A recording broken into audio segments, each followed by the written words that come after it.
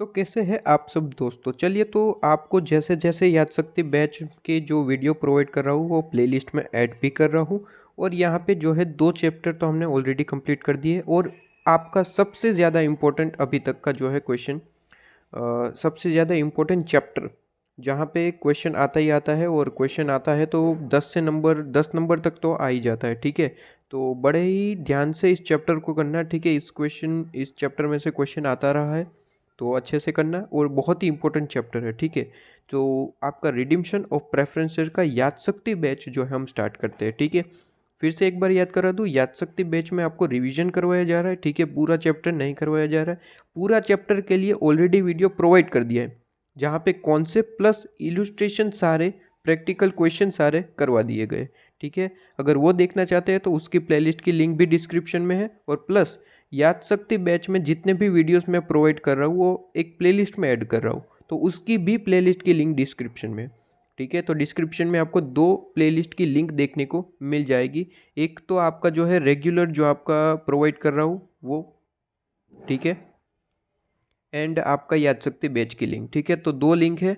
आप अगर रेगुलर देखना चाहते हैं वीडियो तो वो भी आपको प्लेलिस्ट में मिल जाएगा, तो आप वहाँ से देख सकते हैं। ठीक है, तो जाइए प्लेलिस्ट में अगर आप देखना चाहते हैं तो। और अगर ये आप वीडियो देखना चाहते हैं तो कंटिन्यू कीजिए। देखिए, अब यहाँ पे प्रेफरेंसेस का रिडीम्शन करना है। रिडीम्शन का मतलब होता है आप जो है प्रेफरेंसेस को ख़त्म कर रहे हैं, उसका पेमेंट कर रहे हैं और ख़त्म कर रहे हैं। ठीक है, प्रेफरेंसेस का जो है आप प्रेफरेंसेस का जो है पेमेंट करके उसे ख़त्म कर रहे हैं। तो सीधी सी बात है, जब रिडीम्शन की बात आएगी आप जो है प्रेफरेंसेस को पेमेंट करेंगे। ठीक है, और पेमेंट करने के लिए आपको जो है कहीं ना कहीं से जो है अमाउंट इकट्ठा करना पड़ता है। जैसे कि बोनस इशू आपने देखा, तो बोनस इशू में हमारे पास 4 ऑप्शन है। कौन कौन से थे? सीआरआर था, इसके बाद सिक्योरिटी प्रीमियम था, इसके बाद आपका जो है जनरल रिजर्व था, पीएनएल था। ठीक है, ये 4 चीज़ें आपके पास बोनस के लिए थी, जिससे आप बोनस इशू कर पाते थे। ठीक है, लेकिन यहाँ पे जो है आपको 4 चीज़ें नहीं, सिर्फ और सिर्फ 2 ही चीज़ें देखने को मिलेगी, एक जनरल रिजर्व और पीएनएल। ठीक है, अगर आप रिडीम्शन ऑफ प्रेफरेंसेस करना चाहते हो तो सिर्फ और सिर्फ 2 ही चीज़ें आपको देखने को मिलेगी, जनरल रिजर्व और पीएनएल। एक चीज़ और मिल सकती है आपको, कौन सी? अगर क्वेश्चन कहता है कि आपको कोई जो है डिज़ायरेबल प्रॉफिट है, ठीक है, वो आप यूज़ कीजिए। अगर क्वेश्चन कह रहा है तो आप यूज़ करेंगे। बाकी हमारे पास सिर्फ और सिर्फ 2 ही चीज़ें हैं, जर्नलिज्म एंड पीएनएल। अगर क्वेश्चन कहता है कि इस चीज़ को भी आप रिडीम्शन के लिए यूज़ कर सकते हैं तो हम करेंगे। ठीक है, चलिए अब यहाँ पे इलस्ट्रेशन नंबर 5 पे आइए। आपकी जो है इस तरीके के इलस्ट्रेशन और प्रैक्टिकल क्वेश्चन करवा रहा हूँ, जिससे आपका पूरा चैप्टर कवर हो जाएगा। ठीक है, इलस्ट्रेशन 5 पे आइए। देखिए, यहाँ पे सबसे पहले तो कुछ इन्फॉर्मेशन गिवन है। शेयर कैपिटल है, रिजर्व एंड सरप्लस है, ट्रेड पेएबल है, आपको कुछ इन्फॉर्मेशन और गिवन है। और नीचे आपको कहा गया है कि share capital of the company consist, मतलब कि यहाँ पे ऊपर जो आप शेयर कैपिटल नाम पढ़े उसमें क्या क्या चीज़ें हैं। तो इसमें कहा गया है कि यहाँ पे आपका जो है 50 रुपीज ईच वाले जो है इक्विटी शेयर से 2,25,000 रुपीज़ के। तो 2,25,000 डिवाइड बाई 50 करो तो नंबर ऑफ शेयर्स भी मिल जाएंगे। अगर ज़रूरत है तो आप निकाल सकते हो। ठीक है, ओके। इसके बाद कहा गया है कि इतना ही नहीं है, प्लस आपका 100 रुपीज़ ईच के हिसाब से प्रेफरेंसेस भी है 65,000 रुपीज़ के। तो 65,000 डिवाइड बाई 100 करो तो नंबर ऑफ शेयर्स भी मिल जाएंगे। सीधी सी बात है। तो शेयर्स कैपिटल आपकी जो यहाँ पे है उसमें क्या क्या चीज़ें इंक्लूडेड है? एक तो इक्विटी शेयर्स है, दूसरा प्रेफरेंसेस है। अब यहाँ पे कहा गया कि इंक्लूडेड इतनी ही चीज़ें है, तो सीधी सी बात है, इन दोनों का अगर टोटल करोगे तो यहाँ पे जो आपका दिया गया है 2,90,000 उतना ही आना चाहिए। सीधी सी बात है। तो मैं यहाँ पे टोटल करता हूँ और एक बार चेक कर लेता हूँ। 2,25,000 प्लस 65,000 ये आ रहा है 2,90,000। ओके, तो यहाँ पे 2 चीज़ें इंक्लूडेड है जो आपको इन्फॉर्मेशन गिवन है। अच्छा, अब यहाँ पे जो है कहा गया है कि यहाँ पे रिजर्व एंड सरप्लस में सिर्फ और सिर्फ पीएनएल है, यहाँ पे और कोई चीज़ें नहीं है। जो आपको यहाँ पे रिजर्व एंड सरप्लस दिख रहा है उसमें सिर्फ और सिर्फ क्या चीज़ें हैं? पीएनएल, और कोई चीज़ें हमारे पास रिजर्व एंड सरप्लस में नहीं है। ओके जी। अब यहाँ पे क्वेश्चन में कहा गया कि आपको प्रेफरेंसेस का रिडीम्शन करना है 10% प्रीमियम के हिसाब से। मतलब कि 65,000 आपकी फेस वैल्यू है, 10% प्रीमियम मतलब कि प्लस 10%। तो 65,000 प्लस 10% अगर करोगे, 10% करोगे तो यहाँ पे आ जाएगा 71,500 का आपको जो है रिडीम्शन करना है। तो यहाँ पे मैं लिख लूँ ठीक है। 71,500 रुपीज़ हमें चाहिए रिडीम्शन के लिए, जहाँ पे आपका 65,000 रुपीज़ का फेस वैल्यू है और 10% प्रीमियम आपको पे करना है। ठीक है, तो 6500, ओके जी, 6500। ठीक है, तो ये अमाउंट टोटल हमें चाहिए जिसमें आपका इतना अमाउंट मिला हुआ है। क्या क्या चीज़ें मिली हुई है? 65,000 आपका फेस वैल्यू है और 6500 आपका 10% वाला प्रीमियम है। ओके, अब यहाँ पे कहा गया है कि रिडीम्शन के लिए कंपनी ने डिसाइड किया है। देखिए, कंपनी अगर कह रही है कि रिडीम्शन के लिए ये चीज़ें यूज़ करिए तो हम करेंगे, कोई दिक्कत नहीं है। तो यहाँ पे कहा गया है कि हमने जो है इन्वेस्टमेंट सेल कर दिया 15,000 रुपीज़ के। ओके जी, तो यहाँ पे इन्वेस्टमेंट है कितने? Non current investment 18,500। ठीक है, 18,500 के आपके जो है इन्वेस्टमेंट थे, जो आपने 15,000 में बेच दिए। ऑब्वियसली आपने लॉस किया है। 18,500 का जो है इन्वेस्टमेंट 15,000 में सेल कर दिया, तो कितना लॉस किया है? 3,500। अब यहाँ पे देखिए, नीचे एक बार पढ़ लेना कि क्या जनरल एंट्री पूछी है। जनरल एंट्री पूछी है तो साथ साथ चलते जाएंगे, साथ साथ चलते जाएंगे, जो जो एंट्री कहेगा साथ साथ चलते जाएंगे। सबसे पहले तो इन्वेस्टमेंट बेच दिया, लॉस किया है। ठीक है, तो आइए इसकी एंट्री कर देते हैं। लॉस किया है सिंपली 18,500 का आपको जो है यहाँ पे इन्वेस्टमेंट था, जो आपने 15,000 में बेच दिया। तो सीधी सी बात है, आपको जो है अमाउंट कितना रिसीव हुआ है? 15,000, बैंक अकाउंट डेबिट। ठीक है, और टू इन्वेस्टमेंट कितने का है? 18,500। तो ऑब्वियसली यहाँ पे जो डिफरेंस है आपका लॉस है, तो P&L अकाउंट डेबिट 3,500 से सबसे पहली एंट्री कर दी हमने। क्लियर है? साथ साथ चलते जाएंगे। ओके जी, इसके बाद कहा गया है कि आप जो है बैंक में जो अमाउंट पड़ा हुआ है, बैंक बैलेंस में 12,000 को छोड़ के अमाउंट यूज़ कर लीजिए, कोई दिक्कत नहीं है। अगर वो कह रहा है तो हम जरूर करेंगे। बैंक में कितनी अमाउंट पड़ी है? 31,000 की अमाउंट पड़ी है, और उसने कहा 12,000 को यूज़ मत करना, बाकी का यूज़ कर लो। तो 19,000 आप यूज़ कर सकते हो। ठीक है, ओके जी, 19,000 हम यहाँ पे यूज़ कर सकते हैं रिडीम्शन के लिए, तो मैं यहाँ पे लिख लूँ।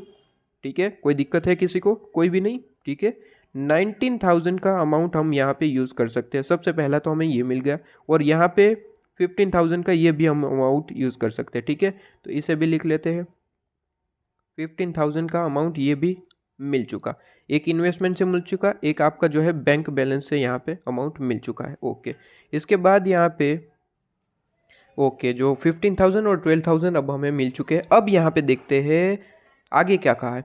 आगे कहा है कि भैया अब हमारे पास कोई रिजर्व नहीं है, अगर आपको अमाउंट चाहिए तो सिंपली आप एक काम कीजिए, इक्विटी शेयर्स इशू कर दीजिए। कितने रुपीज़ वाले? 50 रुपीज़ वाले जो है इक्विटी शेयर्स आप इशू कर दीजिए। ठीक है, कोई दिक्कत नहीं है। तो हमें यहाँ पे देखना पड़ेगा कि हमें कितने अमाउंट की ज़रूरत है। ठीक है, तो 71,500 की ज़रूरत थी, जहाँ पे 19,000 हमें बैंक से मिल गया, 15,000 हमें इन्वेस्टमेंट से मिल गया। तो हमें अमाउंट अभी भी कितना चाहिए? 37,500। तो उसने कहा है कि अब अमाउंट चाहिए तो आप इक्विटी शेयर्स के पास से इशू कर लो और इक्विटी शेयर्स के पास से ले लो। तो ठीक है, हम इतने के इक्विटी इशू कर देंगे। और ये इक्विटी कितने रुपीज़ के हिसाब से? ईच के हिसाब से कितने हैं? 50 रुपीज़ ईच के हिसाब से। ओके जी, किसी को कोई दिक्कत? कोई दिक्कत नहीं है। ये पूरा जो है ये मटेरियल बैच तो आपको प्रोवाइड कर दिया। ठीक है, ये रिवीजन बैच है, तो आपको यहाँ पे इतना डिटेल, मैं जितनी कोशिश कर सकता हूँ उतनी तो डिटेल में पढ़ा ही रहा हूँ। ठीक है, बाकी आप जो है अगर फुल डिटेल में पढ़ना चाहते हो तो मटेरियल बैच ऑलरेडी प्रोवाइडेड है, वहाँ पे आप देख सकते हैं। ओके, ये तो आपको जो है एक रिवीजन आपको प्रोवाइड कर रहा हूँ। ओके, तो 37,500 की इक्विटी इशू कर देंगे। सबसे पहले वही एंट्री कर देते हैं। सबसे पहले bank account debit to application, application account debit to capital. कितने के? 37,500। कैसे आया? पता चल गया। ठीक है, अब यहाँ पे जो है आपको कहा गया है कि अब रिडीम्शन कर दीजिए। अमाउंट तो हमें देखिए, रिडीम्शन करना है तो सबसे पहले आपको अमाउंट इकट्ठा करना पड़ता है। ठीक है, जो हमने किया। ठीक है, और हमने एंट्री भी कर दी जहाँ पे लॉस हुआ और यहाँ पे इक्विटी इशू किया, दो चीज़ें की एंट्री हमने कर दी है। अब रिडीम्शन करेंगे। अब यहाँ पे जब आप रिडीम्शन की बात करते हैं, रिडीम्शन की बात करते हैं, आप किसकी? रिडीम्शन ऑफ प्रेफरेंस शेयर्स की बात करते हैं। तो रिडीम्शन ऑफ प्रेफरेंस शेयर्स के लिए आपको रिडीम्शन ऑफ प्रेफरेंस शेयर के लिए आपको सबसे पहले CRR क्रिएट करना पड़ता है, उसके बाद ही आप रिडीम्शन करेंगे। सबसे पहले CRR क्रिएट करना पड़ता है। तो CRR कैसे क्रिएट होता है? देखिए, मैंने अपने मटेरियल बैच में तो बहुत ही डिटेल में आपको पढ़ा दिया था। ठीक है, यहाँ पे आपको शॉर्टकट ट्रिक याद करवा देता हूँ। देखिए, CRR कैसे क्रिएट होगा? CRR बहुत ही सिंपल सी बात है। यहाँ पे आपका CRR क्रिएट होगा, सबसे पहले आपको CRR क्रिएट करना है। हाँ जी, तो आप एक काम कीजिए, फेस वैल्यू ऑफ आपको जितने प्रेफरेंस इशू करने हैं उसकी फेस वैल्यू ले लो। तो यहाँ पे आप देखो, यहाँ पे आप देखो फेस वैल्यू है कितनी। देखिए यहाँ पे अमाउंट आपको जो है 71,500 पेमेंट करना है, लेकिन मैं बात कर रहा हूँ फेस वैल्यू कितनी है। तो फेस वैल्यू 65,000 है। सबसे पहले 65,000 लिख लो। तो सबसे पहले मैंने यहाँ पे 65,000 फेस वैल्यू लिख ली। किसके लिए? CRR क्रिएट करना है, इसलिए मैं यहाँ पे प्रोसेस कर रहा हूँ। ठीक है जी, ओके। अब यहाँ पे देखो, अब यहाँ पे देखो, अब CRR क्रिएट इतने का हो जाएगा 65,000 का, लेकिन एक कंडीशन है। एक कंडीशन है कि आपने अगर कोई इक्विटी शेयर्स इशू करके कोई अमाउंट कलेक्ट किया है तो वो आपको माइनस करना पड़ेगा। अगर इक्विटी शेयर्स से आपने कोई अमाउंट कलेक्ट किया है तो वो सिंपली माइनस कर देना, और बाकी का जो अमाउंट है उतने का CRR क्रिएट हो जाएगा। अगर कुछ भी नहीं कलेक्ट किया, इक्विटी शेयर से कुछ भी कलेक्ट नहीं किया है, तो सिंपली ये 65,000 ही आपका जो है CRR क्रिएट करने का अमाउंट बन जाएगा। ठीक है, अगर इक्विटी आपने इशू किया है तो आपको वो माइनस कर देना है। इक्विटी इशू किया, हाँ जी करा है, कितने का? 37,500 का, माइनस कर दो।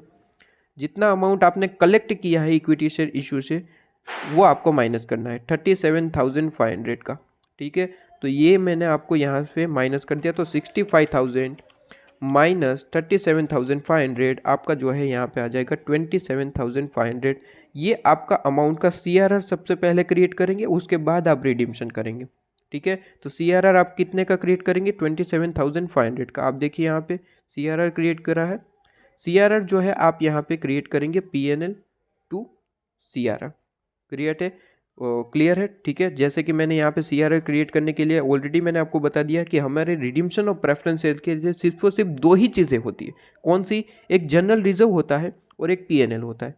जनरल रिजर्व तो यहाँ पे क्वेश्चन में है नहीं, तो सीधी सी बात है हमें यहाँ पे PNL यूज़ करना है। अगर जनरल रिजर्व होता तो उसे भी यहाँ पे यूज़ कर लेते, कोई दिक्कत नहीं है।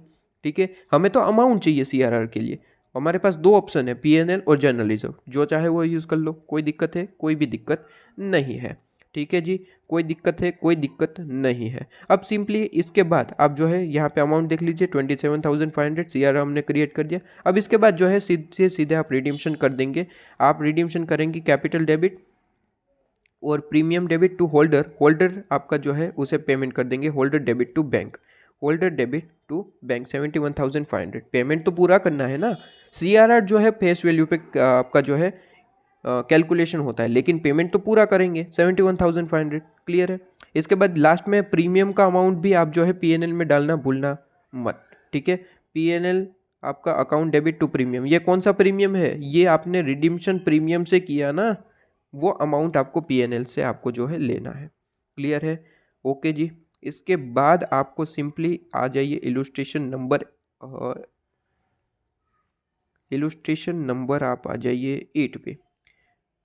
वही क्वेश्चन है। ठीक है, इलुस्ट्रेशन नंबर 8 पे आ जाइए। वही क्वेश्चन है, सिंपल सी बात है, कोई क्वेश्चन यहाँ पे नया पॉइंट नहीं है। ठीक है, सिंपली यहाँ पे आपको जो है करवा दिया जाए थोड़े बहुत क्वेश्चन, तो आपको कॉन्फिडेंस आ जाएगा। ठीक है, देखिए कहा गया है कि कंपनी कंसिस्ट 20,000 इक्विटी शेयर से, 1,000 आपके प्रेफरेंस शेयर से। ओके, इसके बाद कहा गया कि रिजर्व एंड सरप्लस में क्या क्या चीज़ें हमारे पास? जनरल रिजर्व है 80,000 रुपीज़ के, PNL 20,000 रुपीज़ के है। ओके, इसके बाद कहा गया कि इन्वेस्टमेंट अलाउंस हमें अलो कर रहा है कितना? 5,000 रुपीज़। ठीक है, 10,000 रुपीज़ का यहाँ पे कहा गया है, लेकिन 5,000 रुपीज़ आप यूज़ नहीं कर पाओगे। 5,000 रुपीज़ आप जो है रिडीम्शन पर्पज़ के लिए यूज़ कर सकते हो, ऐसा यहाँ पे कहा गया है। इसके बाद सिक्योरिटी प्रीमियम है 2,000। खैर सिक्योरिटी प्रीमियम का हम यूज़ तो नहीं कर सकते रिडीम्शन ऑफ प्रेफरेंस शेयर्स के लिए। ओके जी, ओके।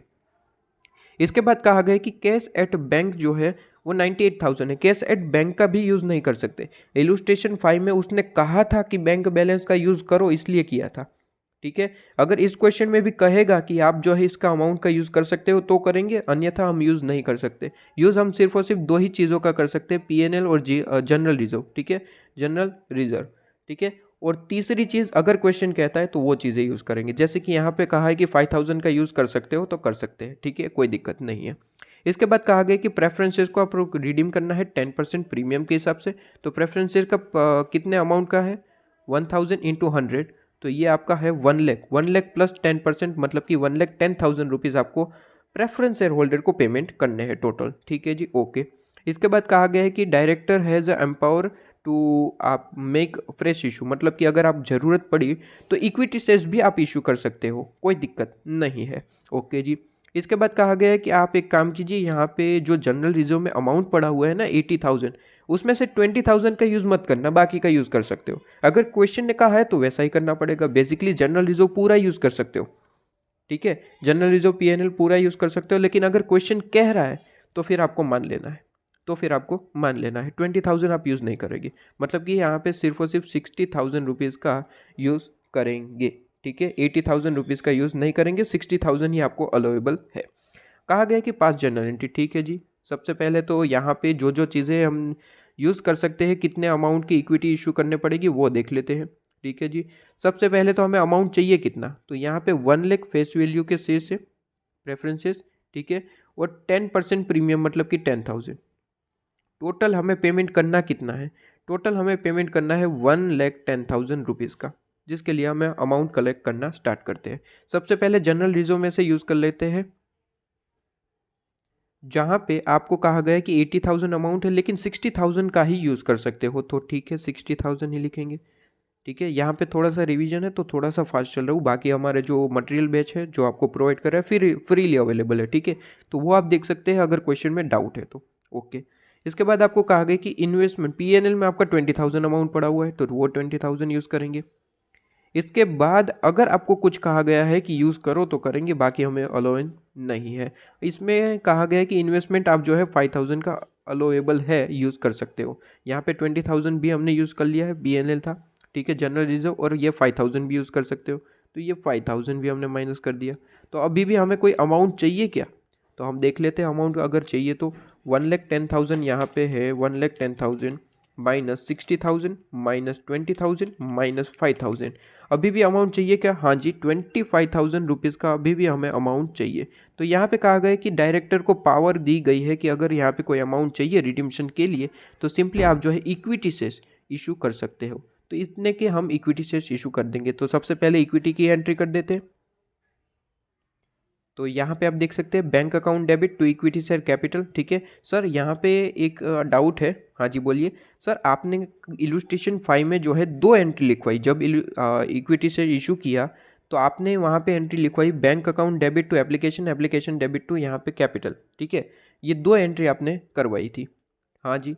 तो सर यहाँ पे तो कंबाइंड एंट्री लिख दी है, तो लिखनी कौन सी है, देखिए मार्किंग के हिसाब से होगा। अगर आपका हाई वेटेज में ये क्वेश्चन आता है 10 नंबर, 12 नंबर, 15 नंबर, ठीक है, तो मैं तो कहूँगा दोनों एंट्री लिखिए, कंबाइंड एंट्री मत लिखिए, ठीक है। वैसे मार्क्स तो कोई कटते नहीं है, लेकिन मैं कहूँगा कि आप जो है कंबाइंड एंट्री ना लिखे, दोनों एंट्री लिखे, ठीक है, ताकि लगे कि हाँ जी आपको आता है और आपने जो है पूरा फुल फॉर्म के हिसाब से आपने जो है पूरा कॉन्सेप्चुअली अपने आंसर लिखा है, ठीक है।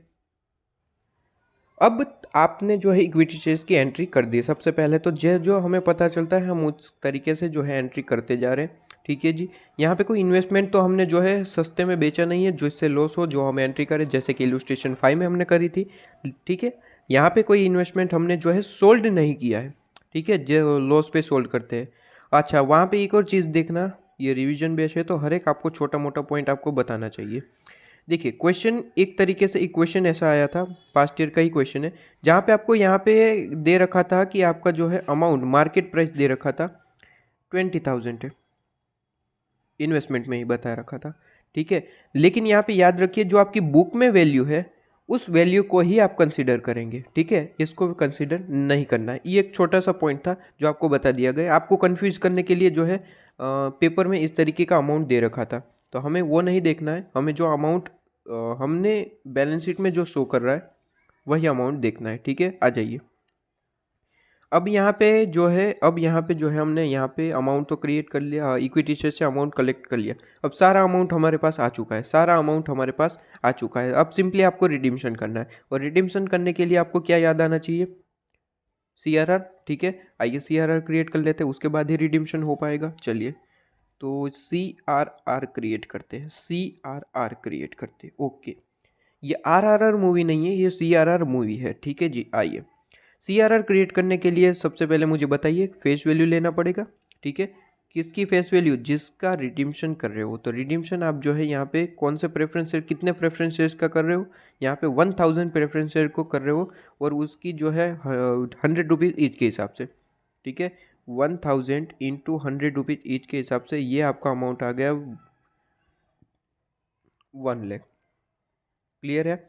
अगर आपने इक्विटी से कोई अमाउंट कलेक्ट किया है तो वो माइनस कर देना, ठीक है। इक्विटी से कोई अमाउंट कलेक्ट किया है तो वो माइनस कर देना। अगर नहीं किया है तो सिंपली 1 लाख ही आपका जो है CRR क्रिएट करने का अमाउंट बन जाएगा। क्या आपने इक्विटी से कोई अमाउंट कलेक्ट किया है? हाँ जी, 25,000 आपने अमाउंट कलेक्ट किया है तो सिंपली वो माइनस कर देना, वो माइनस कर देना। 25,000 माइनस कर दिया तो 75,000 रुपीज़ का CRR क्रिएट कर दो। और उसके बाद जो है आप सिंपली आप जो है अपना रिडीम्शन कर दो प्रेफरेंस शेयर्स का।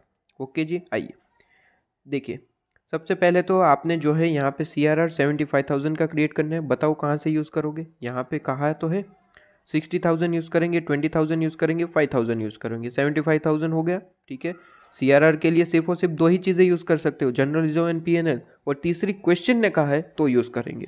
ओके जी, तो अमाउंट हमें ऑलरेडी हमने जो है कलेक्ट कर लिया 75,000 का अमाउंट। ओके, CRR क्रिएट हो चुका है तो आप सिंपली रिडीम्शन कर सकते हो, ठीक है। तो यहाँ पे देख लीजिए, capital account debit, premium debit to holder और holder debit to bank 1,10,000 amount. और लास्ट में भूलना नहीं, जो प्रीमियम से आपने जो है रिडीम किया है तो सिंपली उसे PNL account debit to premium ये एंट्री लिख देना।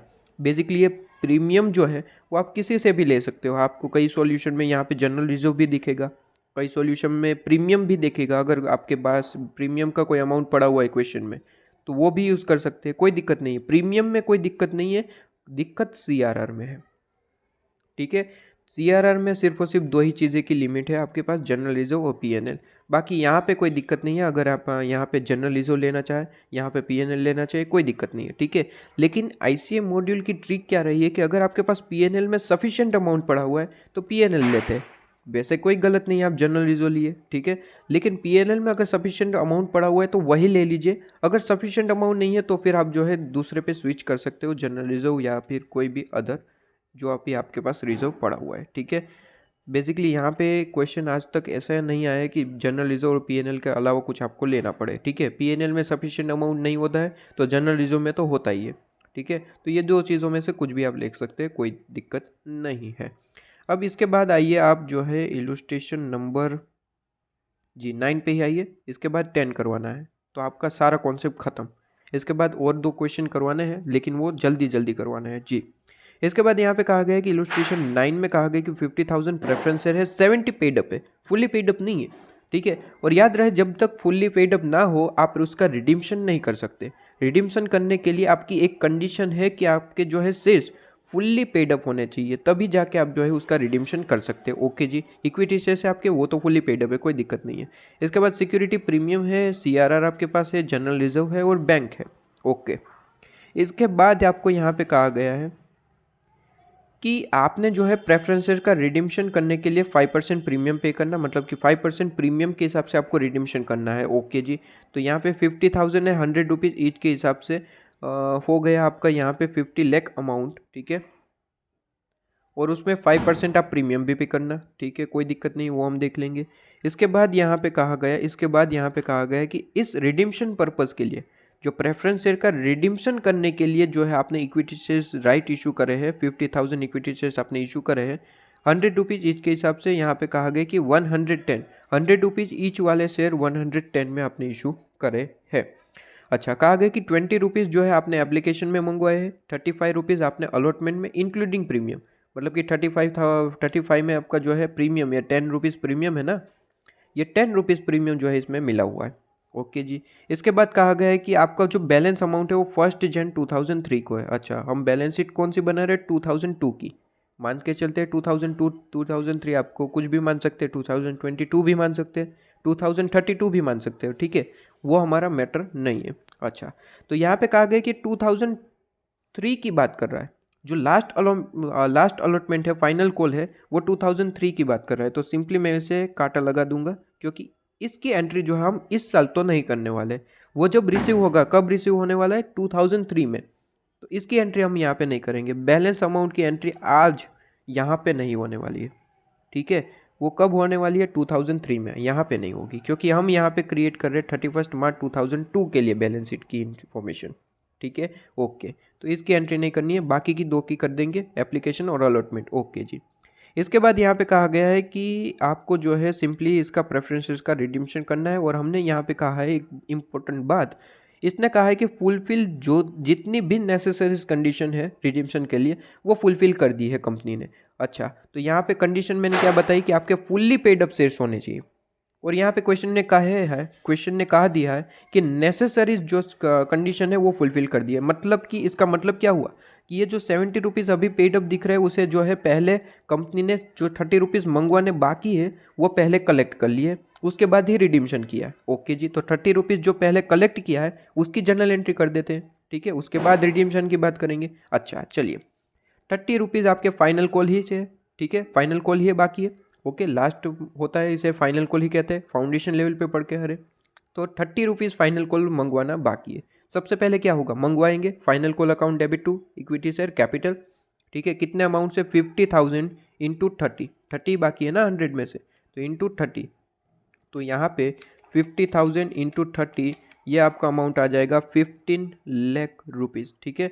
ये 15 लाख रुपीज़ आपने मंगवाए, तो आपने क्या एंट्री करी, final call account debit to capital, ठीक है, final call account debit to capital कितना अमाउंट मंगवाया 15 लाख, और उसके बाद आपको बैंक अकाउंट में जो है अमाउंट मिल जाएगा, तो bank account debit to final call account 15 lakh rupees.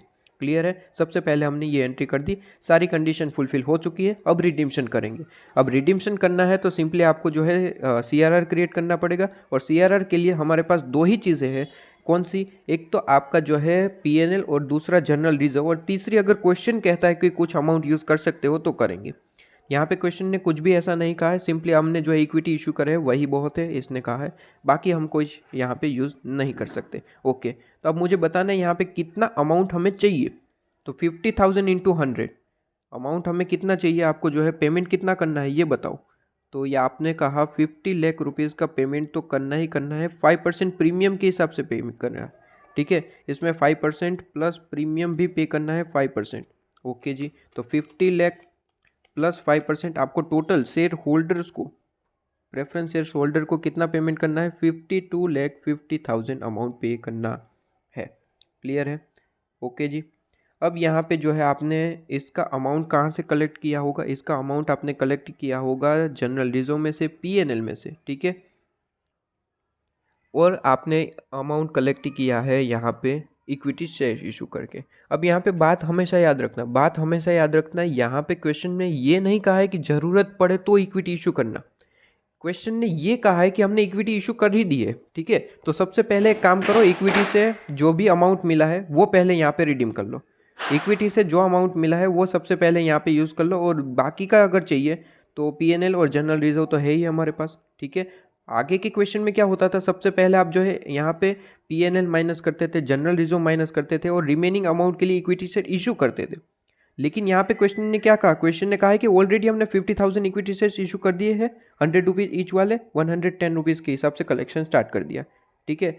तो फिर अगर आपने इशू कर ही दी है तो सबसे पहले वहाँ से अमाउंट आपको कलेक्ट हो गया हो, ठीक है। और फिर आपको जो है अगर चाहिए तो हमारे पास दो ऑप्शन है, PNL और जनरल रिजर्व, ठीक है। तो सबसे पहले हम देख लेते हैं कि हमें जो है CRR क्रिएट करने के लिए, रिडेम्पशन ऑफ प्रेफरेंस शेयर है ना, तो CRR तो क्रिएट करना ही होगा। CRR क्रिएट करने के लिए हमें कितना अमाउंट चाहिए, तो फेस वैल्यू हमारी है कितनी, फेस वैल्यू है 50 लाख, प्रीमियम नहीं लेना, याद रखना, CRR में प्रीमियम की आवश्यकता ही नहीं होती, प्रीमियम लेना ही नहीं होता।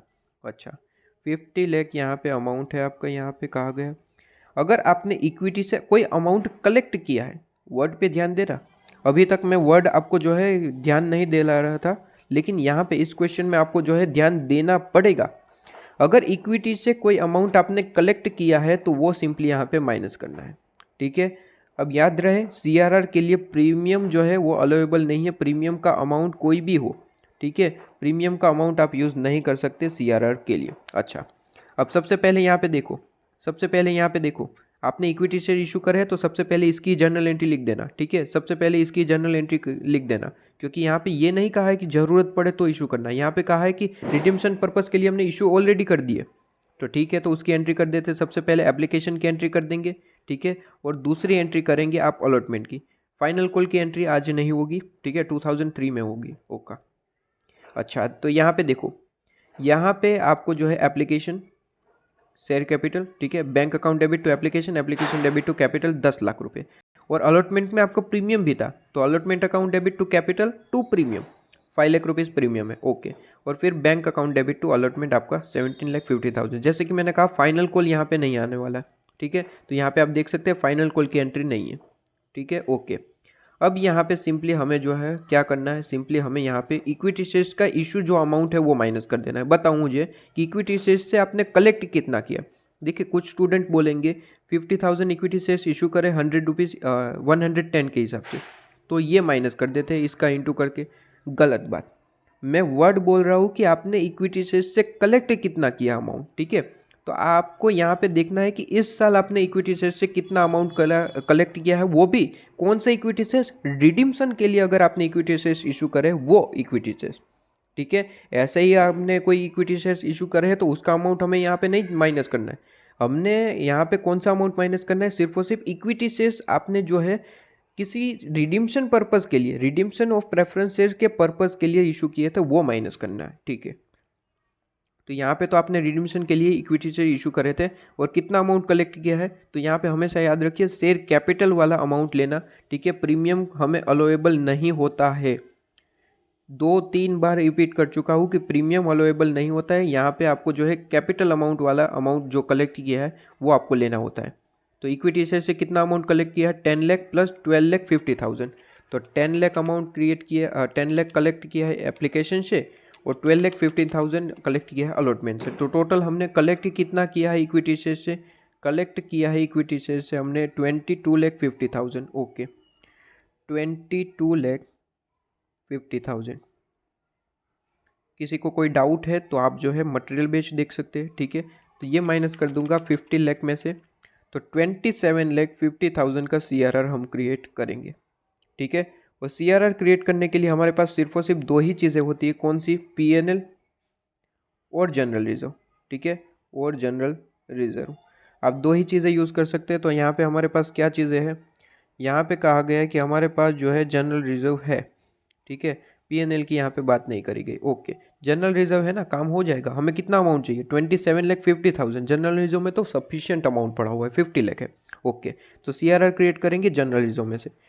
तो general reserve account debit to CRR 27,50,000 और बाकी फिर आप जो है पेमेंट कर देंगे प्रेफरेंस शेयर होल्डर को। याद रहे प्रीमियम का अमाउंट जो है आप ये लास्ट में रिडीम कर, प्रीमियम का अमाउंट जो है राइट ऑफ करना भूलना नहीं, ठीक है। PNL नहीं है तो जनरल रिजर्व से भी कर सकते हैं, मैंने जैसे आपको बता दिया, ओके।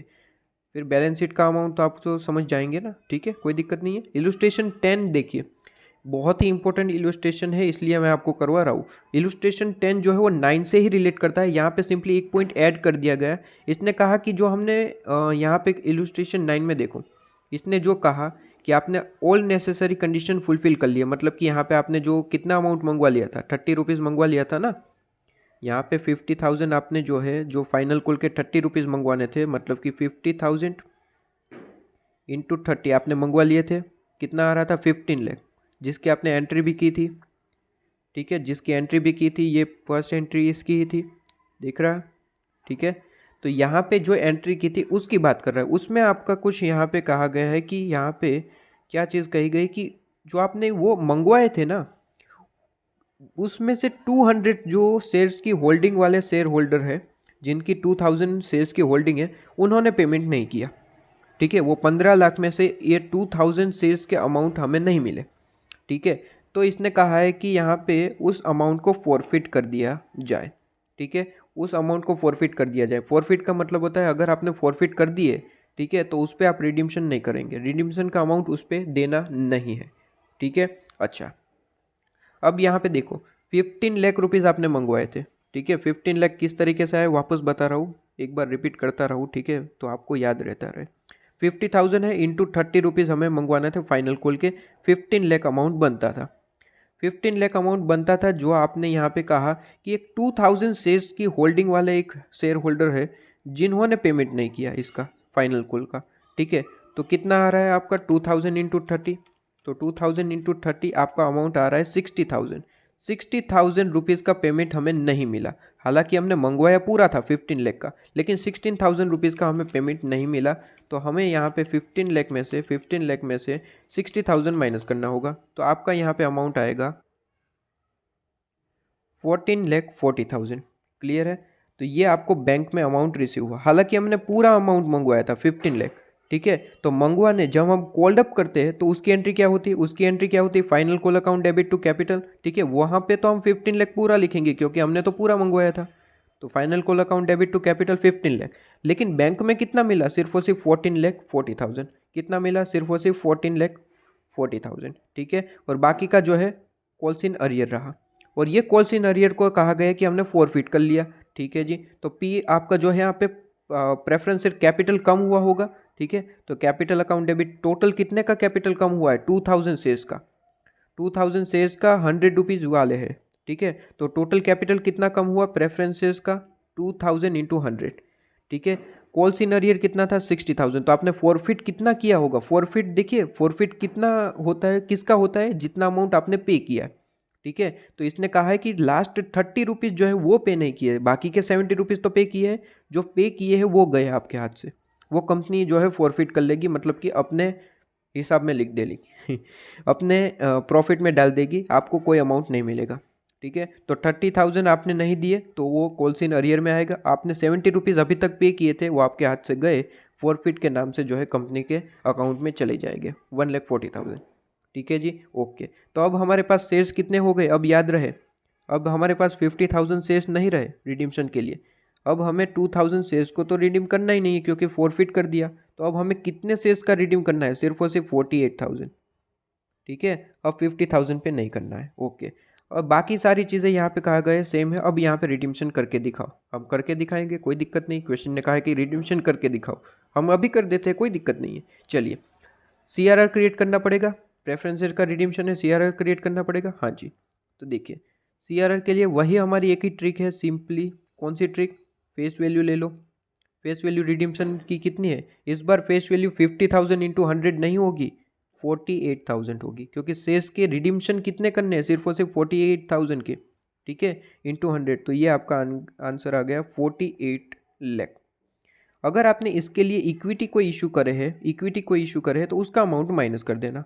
तो हाँ जी, इक्विटी तो इशू करे है, इलुस्ट्रेशन 9 में तो मैंने आपको ऑलरेडी बता दिया, ठीक है। इलुस्ट्रेशन 9 में, ये 9 से ही लिंक है ना, इसलिए।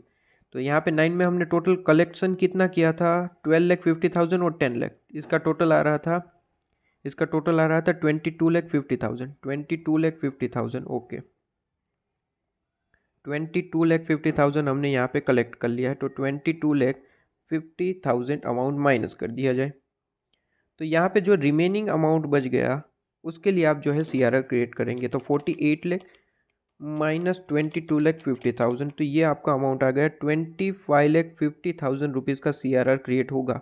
ये कहाँ से क्रिएट हो सकता है, सिर्फ और सिर्फ दो ही ऑप्शन। देखिए बार बार रिपीट करने का यही कारण है कि आपकी कोई मिस्टेक नहीं होनी चाहिए, PNL या फिर आप जनरल रिजर्व, ठीक है, PNL या फिर जनरल रिजर्व। तो हमारे पास तो क्वेश्चन में कहा था कि सिर्फ और सिर्फ जनरल रिजर्व है, तो जनरल रिजर्व में से 25,50,000 का CRR क्रिएट कर दो, ओके। सबसे पहले तो देखो ये एंट्री हमने कर दी फाइनल कॉल की, और ये फॉरफिट कर दिया उसकी एंट्री। इसके बाद देखो इक्विटी शेयर इशू करे उसकी एंट्री करनी ही करनी है, ठीक है। यहाँ पे सिर्फ और सिर्फ आपको जो है प्रेफरेंसेस का यहाँ पे जो है सिर्फ और सिर्फ चेंजेस है, बाकी सारी इलुस्ट्रेशन 9 वाली एंट्री आएगी। बैंक एप्लीकेशन की एंट्री करेंगे, ठीक है, 10 लाख रिसीव होगा। अलॉटमेंट की एंट्री करेंगे जहाँ पे प्रीमियम था 5 लाख रुपीज़, और फाइनल कॉल की एंट्री नहीं करेंगे क्योंकि वो 2003 में होगा, ठीक है। इसके बाद जनरल रिजर्व में से कितना अमाउंट कलेक्ट करोगे, 25,500, जो हमने कैलकुलेशन यहाँ पे बता दी है, ठीक है। 25,50,000, ओके जी, क्लियर है। बाकी सारी चीज़ें सेम है, पेमेंट कर देना, और जो प्रीमियम का अमाउंट है वो जनरल रिजर्व से कलेक्ट कर लेना, ओके। इसके बाद आप आ जाइए यहाँ पे, अब आप सारी क्लियर कर चुके हैं, ठीक है, सारी यहाँ पे इन्फॉर्मेशन कलेक्ट कर चुके हैं। अब यहाँ पे कोई नई इन्फॉर्मेशन नहीं है, अब सीधी थोड़ी बहुत आपको बात समझानी है, ठीक है। देखिए यहाँ पे थोड़ी बहुत बात आपको जो है बतानी है, कौन सी बात है, देखिए यहाँ पे सिंपली आपको जो है क्वेश्चन इस तरीके से दिया जाता है। क्वेश्चन ये पास्ट ईयर का ही क्वेश्चन है, ठीक है, जो आपका IC मॉड्यूल में अभी आपको दिख रहा है, ये पास्ट ईयर में पूछा गया क्वेश्चन है। अच्छा, क्वेश्चन में यहाँ पे पूछता है कि यहाँ पे जो है आपको क्या किया है कंपनी ने स्प्लिट किए है इक्विटी शेयर्स, 10 रुपये वाले जो थे उसे 5 इक्विटी शेयर्स में कर दिए, 2 रुपये वाले कर दिए, ठीक है। जो आज 10 रुपये का आपको जो है इक्विटी शेयर्स दिख रहा है, ठीक है, आज जो 10 रुपये वाला इक्विटी शेयर्स दिख रहा है उसे 5 इक्विटी शेयर में हमने कन्वर्ट कर दिया, ठीक है।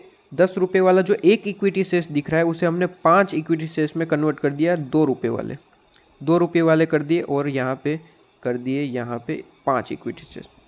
अब मुझे बताना कि आपके पास ₹10 की नोट है, ठीक है, हाँ जी ₹10 की आपकी जो है नोट है आपके पास, ठीक है, ₹10 की नोट है। आपने एक काम किया कि दुकानदार को आपने दिया ₹10 की नोट और बोला कि ₹2 वाले आपको जो है सिक्के दे दो, ठीक है, ₹2 वाले कॉइन दे दो। तो आपने कॉइन ले लिए ₹2 वाले, दुकानदार कितने कॉइन देगा बताओ? 5 कॉइन देगा, ₹10 के बदले 10 ही रुपये देगा ना, सीधी सी बात है। तो यहाँ पे भी वही बात है, ₹10 का जो एक शेयर है उसके बदले ₹2 वाले आपने इक्विटी शेयर कर दिए उसके बदले, तो सीधी सी बात है 5 इक्विटी शेयर आपने जो है इशू कर दिए, लेकिन वैल्यू वही रही। पहले भी ₹10 था, अभी भी ₹10 ही है, इसका टोटल लगाओ अभी भी ₹10 ही है। क्लियर है? वैल्यू में कोई चेंज नहीं हुआ है, सिर्फ और सिर्फ equity share, number of equity shares में चेंजेस हुए, ठीक है। जैसे कि आपके पास ₹10 की एक नोट थी, कॉइन आपने लिए तो आपके पास कितने कॉइन हो गए? अब 5 कॉइन। पहले एक ही आपके पास नोट थी, अब 5 कॉइन हो गए। तो इसी तरीके की यहाँ पे भी बात करी गई कि पहले ₹10 की एक आपका जो है एक शेयर था, अब ₹2 वाले आपके पास 5 शेयर है, वैल्यू सेम है लेकिन नंबर ऑफ शेयर्स तो बढ़ गए, ठीक है। तो वही बात कर रहा है। तो सिंपली आपको यहाँ पे करना कुछ नहीं होता है, आपको यहाँ पे देखना होता है कि आपके इशू शेयर्स कितने हैं, 30,000 है, इक्विटी शेयर्स की बातें हो रही है, ठीक है, इक्विटी शेयर्स की यहाँ पे बात हो रही है। अच्छा, यहाँ पे कहा गया है कि इक्विटी शेयर्स की बात हो रही है, हाँ जी देखिए, तो यहाँ पे इक्विटी शेयर्स की बात हो रही है और यहाँ पे कहा गया है कि 30,000 इक्विटी शेयर्स है, ये ₹10 वाले हैं, ये ₹10 वाले हैं अभी, ठीक है, क्वेश्चन नहीं कहा है ₹10 वाले। अब इसमें हमें कहा क्या किया, इसको हमने जो है एक शेयर्स को 5 शेयर्स में कन्वर्ट कर दिया, मतलब कि इंटू 5, तो ये हो गए 1,50,000 इक्विटी शेयर्स अब हो गए हैं, ठीक है। ये ₹2 वाले अब हो चुके हैं, अब ये कितने हैं? ₹2 वाले, ₹2। 5 इक्विटी शेयर्स में कन्वर्ट कर दिया, लेकिन वैल्यू तो टोटल वैल्यू तो उतनी ही रहेगी। पहले भी आप जो है 30,000 इंटू 10 करते थे तो आपका 3 लाख अमाउंट आता था। अभी आपके नंबर ऑफ इक्विटी शेयर्स बढ़ गए हैं लेकिन पर शेयर वैल्यू कम हो गई, इसका भी आंसर 3 लाख ही आ रहा है, ठीक है। तो टोटल जो आपकी यहाँ पे अमाउंट है उसमें कोई चेंज नहीं है, सिर्फ और सिर्फ चेंज किस में? इक्विटी शेयर्स में, ठीक है। तो ये छोटी मोटी कैलकुलेशन आपको यहाँ पे पूछी जाती है। इसके बाद कहा गया है कि प्रेफरेंसेस को आपको रिडीम करना है तो CRR वही क्रिएट कर देना, ठीक है। अगर यहाँ पे प्रेफरेंसेस के रिडीम्शन के लिए कोई यहाँ पे हमने इक्विटी शेयर्स इशू नहीं करे तो वो अमाउंट माइनस नहीं करना, ठीक है। तो यहाँ पे देख लेते हैं। इसके बाद यहाँ पे कहा गया कि डिबेंचर आपको जो है 9% के हिसाब से जो डिबेंचर्स है उसे भी रिडीम करना है, और रिडीम करना है कि मेक ऑफर जो है यहाँ पे होल्डर को to convert their holding into equity shares ₹10 वाले। यहाँ पे जो डिबेंचर होल्डर को हमने ऑप्शन दिए है कि अगर वो अपनी होल्डिंग को इक्विटी शेयर्स में कन्वर्ट करना चाहते हैं तो उन्हें ऑप्शन मिलेगा ₹10 वाले शेयर से आप एक्सेप्ट कर सकते हो, ठीक है। या फिर आपको जो है शेयर्स नहीं चाहिए तो कैश ले लेना, ठीक है जी। इसके बाद हमने बोनस इशू करा है 1 शेयर्स, आपका 1 इक्विटी शेयर्स आपको मिलेगा 3 इक्विटी शेयर्स। अगर आपके पास 3 इक्विटी शेयर्स है तो आपको एक बोनस मिलेगा, ठीक है। और बोनस का मतलब होता है फ्री शेयर्स, और बोनस के लिए हम चारों चीज़ें यूज़ कर सकते हैं, ठीक है। CRR, ये आपको भूलना नहीं है, मैंने इसका वीडियो तो ऑलरेडी प्रोवाइड कर दिया है, ठीक है। CRR, सिक्योरिटी प्रीमियम, इसके बाद जनरल रिजर्व, ठीक है, और PNL। किसी को कोई दिक्कत, PNL भी यूज़ कर सकते हो, 4 चीज़ें यूज़ कर सकते हो, जो चीज़ें आपको मिल जाए आप कर देना। इसके बाद कहा गया है कि इन्वेस्टमेंट हमने सोल्ड कर दिया प्रेफरेंसेस के रिडीम्शन के लिए, ओके। इसके बाद कोई चीज़ें कोई नहीं है। तो यहाँ पे देखना, याद रखना कि हमने जो है प्रेफरेंस शेयर के रिडीम के लिए कोई इक्विटी शेयर इशू नहीं करे, रिडीम के लिए कोई इक्विटी शेयर इशू नहीं करे हैं, तो आप जब CRR क्रिएट करोगे तो वहाँ पे कोई भी इक्विटी शेयर्स का अमाउंट माइनस नहीं करना है, क्योंकि इक्विटी शेयर्स हमने इशू नहीं करे, ठीक है। इक्विटी शेयर्स हमने इशू नहीं करे, तो सिंपली आपका जो फेस वैल्यू का अमाउंट होगा वही आपका जो है CRR का अमाउंट बन जाएगा। देखिए बार बार याद करवा रहा हूँ कि अगर रिडीम्शन के लिए इक्विटी शेयर इशू करे है तो ही आपको माइनस करना है। आप जनरल इशू करते रहते हैं तो उससे हमें कोई लेना देना नहीं है, ठीक है। प्रेफरेंस शेयर्स के रिडीम्शन के लिए अगर इक्विटी शेयर इशू करे है तो ही आपको जो है लेना है। यहाँ पे प्रेफरेंस शेयर के लिए आपने कोई अमाउंट जो है कोई अमाउंट के इक्विटी शेयर इशू नहीं करे हैं, तो सिंपली आपका फेस वैल्यू ही 5,000 इंटू 100, मतलब कि आपका जो है 5 लाख रुपीज़ ही आपका CRR का अमाउंट बन जाएगा, ठीक है। 5 लाख रुपीज़ ही CRR का अमाउंट बन जाएगा। तो CRR कितने का क्रिएट होगा? 5 लाख रुपीज़ का। उसके लिए आप जनरल रिजर्व और PNL यूज़ कर सकते हो, ठीक है। ओके जी। इसके बाद यहाँ पे अच्छा यहाँ पे एक और चीज़ कहा गया है कि इन्वेस्टमेंट भी हमने सोल्व किया है, तो इसका अमाउंट भी आप यूज़ कर सकते हो। ठीक है, अगर क्वेश्चन कह रहा है कि इसका अमाउंट यूज़ करो तो हम करेंगे। ठीक है, और यहाँ पे देख लेना आपने प्रॉफिट किया है या नहीं, इन्वेस्टमेंट सोल्व किया है ना 5,55,000 का।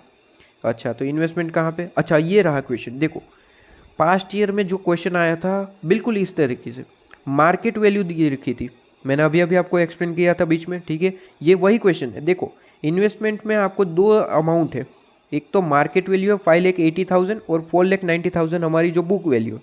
तो कौन सा अमाउंट कंसिडर करोगे, अमाउंट कंसिडर करोगे जो बैलेंस शीट में हमने अमाउंट लिखा है 4,90,000। ठीक है, तो 4,90,000 की अमाउंट की हमारी जो इन्वेस्टमेंट है आपने कितने में सोल्ड की है, आपने सोल्ड करी है 5,55,000 में। तो आपने प्रॉफिट किया है तो प्रॉफिट की एंट्री करोगे।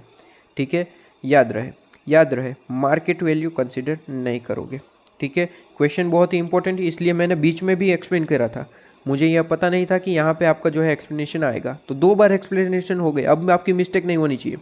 अब क्वेश्चन में अगर ये आ गया, आपका एग्जाम में अगर ये क्वेश्चन आ गया तो आपकी मिस्टेक नहीं होनी चाहिए। जिन जिन ने ये वीडियो देखा है उसकी मिस्टेक बिल्कुल भी नहीं होनी चाहिए। ठीक है जी, अच्छा चलिए, ये आपको इन्फॉर्मेशन यहाँ पे प्रोवाइड कर दी है, उसके बाद कोई ऐसी इन्फॉर्मेशन नहीं है जो आपको यहाँ पे कंफ्यूज कर सके। ठीक है, अच्छा इसी के साथ आपका जो है ये रिवीजन वीडियो कंप्लीट होता है। आप जो है सिंपली इस क्वेश्चन को ट्राई कर सकते हो, और कोई भी क्वेश्चन में दिक्कत है मटेरियल बैच आपको प्रोवाइड कर दिया है, आप जाइए प्लेलिस्ट की लिंक में। ठीक है, आप वहाँ पे क्लिक करेंगे, हर एक क्वेश्चन, ये सारे क्वेश्चन मैंने कॉन्सेप्ट के साथ पढ़ा है। ठीक है, तो आप वहाँ पे देख सकते हो। ठीक है, ओके, तो best of luck, okay tata bye bye. और इसी के साथ यहाँ पे कोई क्वेश्चन तो नहीं है ना जैसा पॉइंट रह जा रहा हो, नहीं कोई पॉइंट नहीं है, और होगा भी तो आप वहाँ पे देख सकते हैं, मटेरियल बैच ऑलरेडी प्रोवाइड कर दिया है मैंने। मेन जो इन्फॉर्मेशन आपको एग्जाम के लिए इंपॉर्टेंट है वो सारी यहाँ पे पढ़ा दी है। ओके जी।